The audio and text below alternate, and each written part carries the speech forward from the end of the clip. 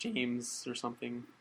Was it? It was James, wasn't it? It was something. It was like after her father, James Ian, right? Something like that.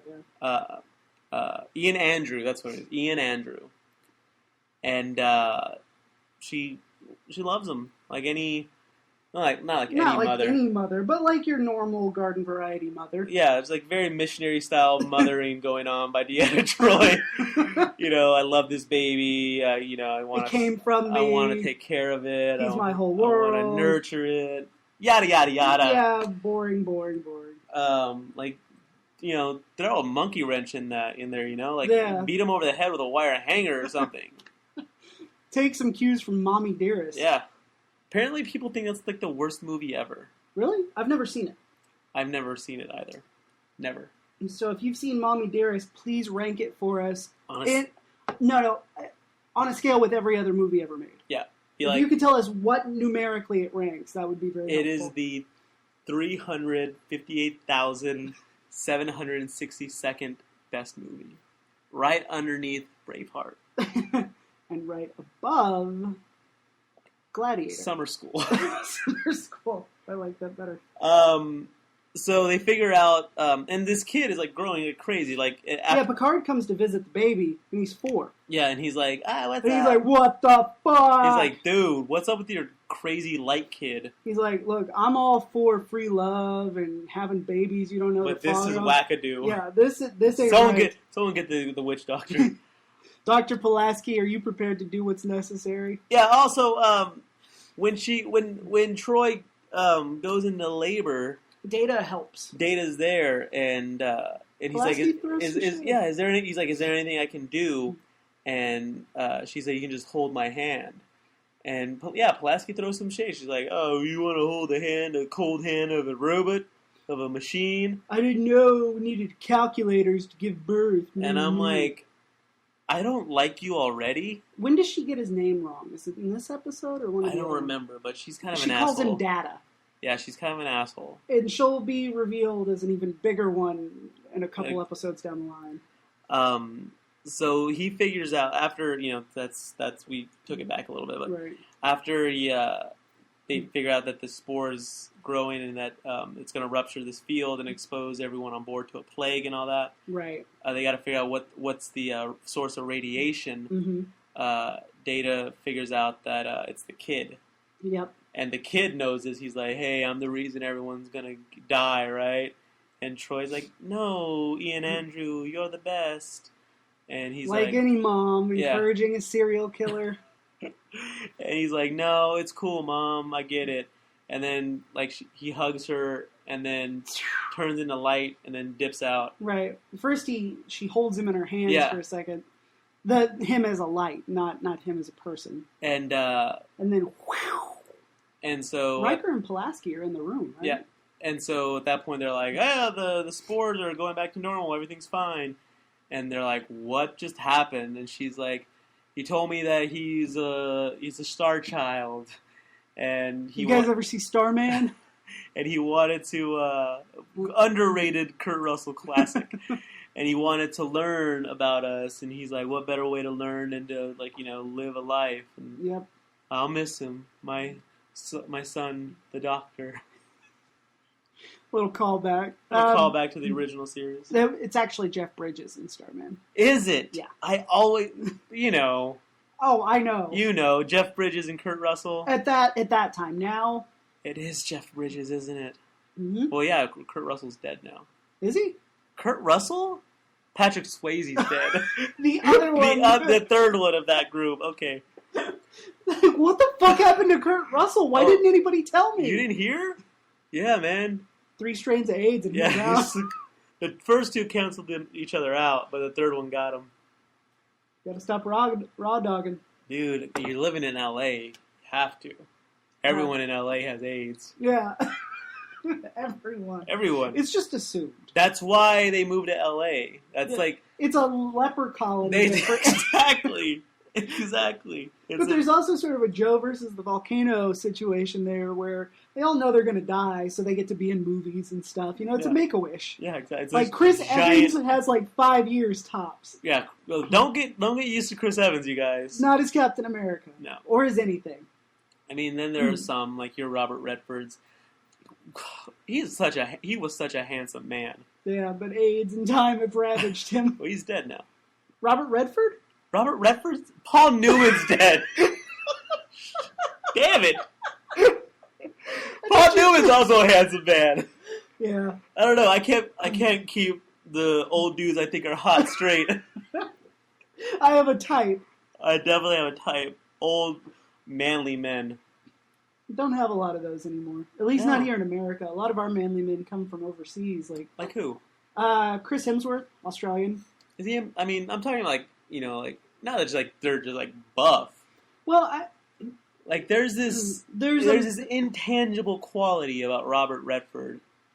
Mm-hmm. Where it's like, well, he's a different sort of than Robert Redford. I guess I'm thinking more along the lines kind of it's a man who feels like a man. Kind of like you would want your daughter to marry him, but you wouldn't want your daughter to date him. Right. You want to snag him after he's done raw dogging his way across the San Fernando Valley. Exactly. The San Fernando Valley. That's what they call it. Do they still do porn in California since that anti-raw dogging law? Anti-raw dogging legislation? That bullshit anti-raw dogging. I have no idea. I really, we should ask Rhodey. He'll know. We have a friend, Rhodey, who is porn connoisseur. Doesn't just go to the internet and find some whenever he's got something to take care of. Like, he knows it like Paul Giamatti knows wine and Sideways. He's like, He's like, if anybody watches Bang Bros, I'm leaving. That's a thing, right? Bang Bros is like the boxed wine of porn. Like, you can get it really easily. I mean, it'll take care of what you need to take care of, but you're really going to enjoy yourself. You're going to get a bad headache afterwards. Or you're going to get blackout and wake up and be really sick.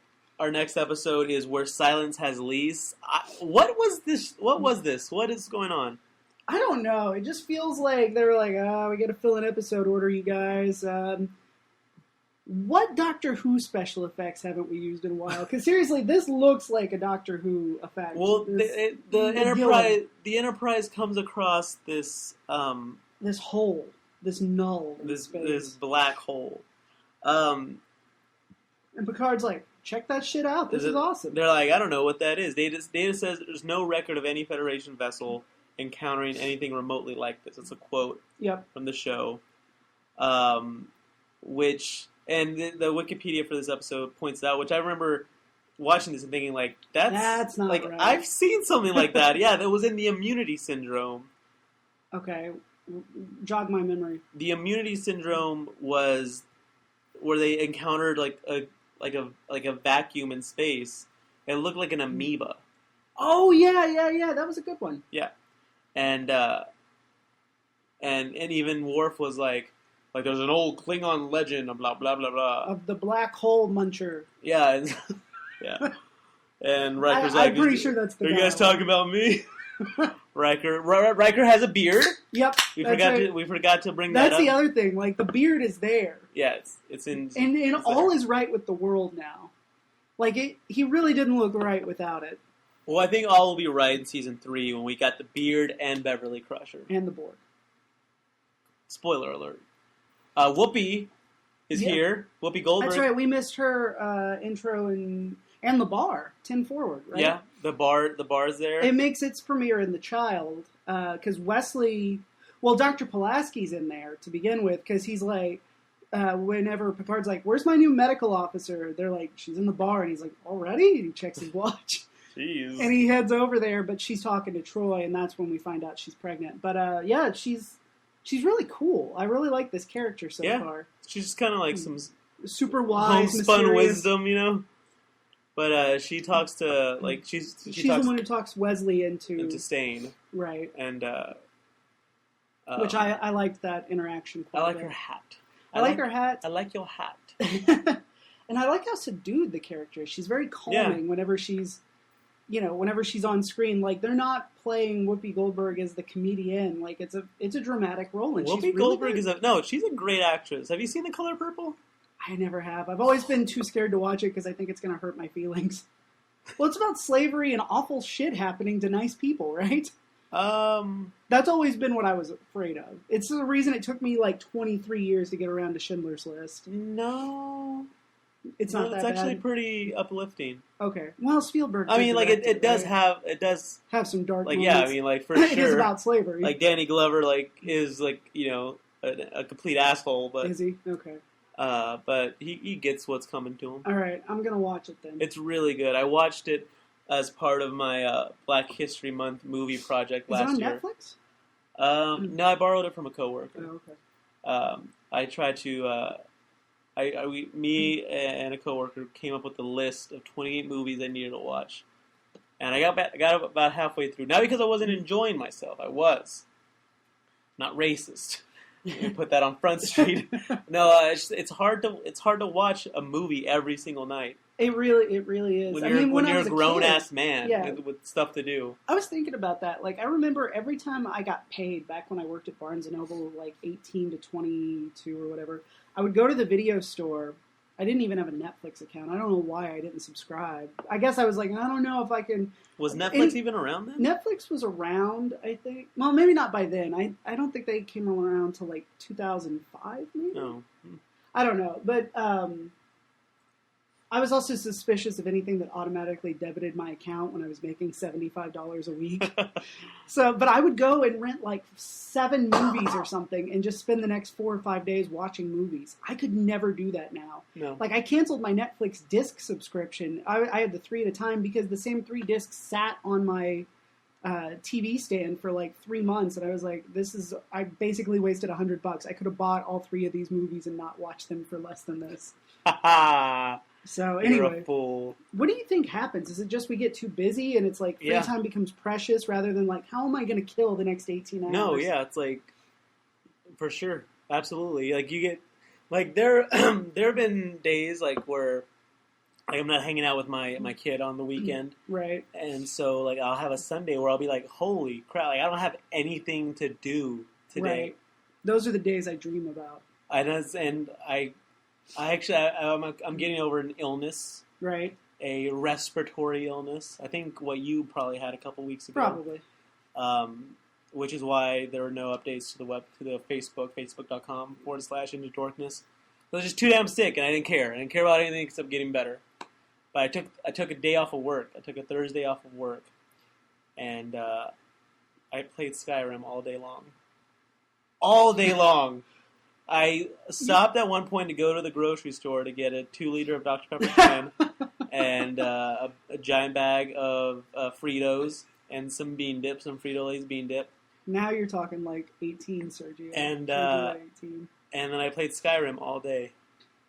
You're like me with Mass Effect last weekend, where like I played it until I couldn't play it anymore. I was like, last Sunday, except for did we record last Sunday? Mm-mm.